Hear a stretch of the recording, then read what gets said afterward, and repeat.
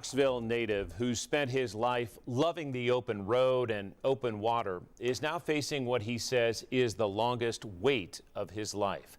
What one family thought was just a cough turned out to be a rare lung disease that now calls for a transplant.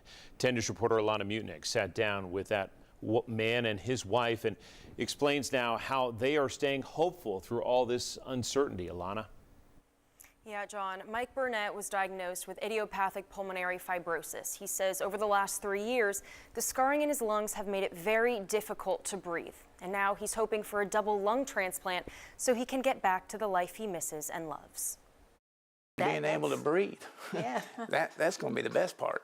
Mike Burnett, always living his life riding the waves. We went on the cruise, came back. As soon as we came back from the cruise last May, he just went downhill. Until one doctor's appointment left him trying to stay afloat. They diagnosed him with IPF, which is the Idiopathic Pulmonary Fibrosis. We didn't even know what it was. A life of vacation and cruises for the Burnetts quickly turned to a life of uncertainty. After getting the diagnosis and everything, it was probably a year afterwards when I started realizing I was having trouble breathing. The pair forced to learn to sail differently because Burnett needs a lung transplant. The listing is very important because he's not going to make it without this transplant. I mean, that's just obvious. He doesn't seem that sick, but he is. I try not to think about it most of the time. Keep telling myself, I'm going to get over this somehow. With faith, hope, and his wife Sheila, Burnett is hoping to get the transplant so he can continue to live his life that he loves. I got to stay positive and stay on top of things because I don't want to, I can't see her hurt, and I've seen that.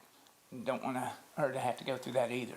And together, they'll ride out the storm. I've never been one to dwell on bad things. I've just, more like you said, I've cruised through life, just trying to leave it each day the best I can. Mike Burnett is now waiting to hear back from a few facilities to see if they'll accept him for a transplant. If you'd like to help the family out with hospital or transportation expenses, more information can be found on our website. John. Alana Mutnick with the story. We know people will step up and help Mike. Thank you.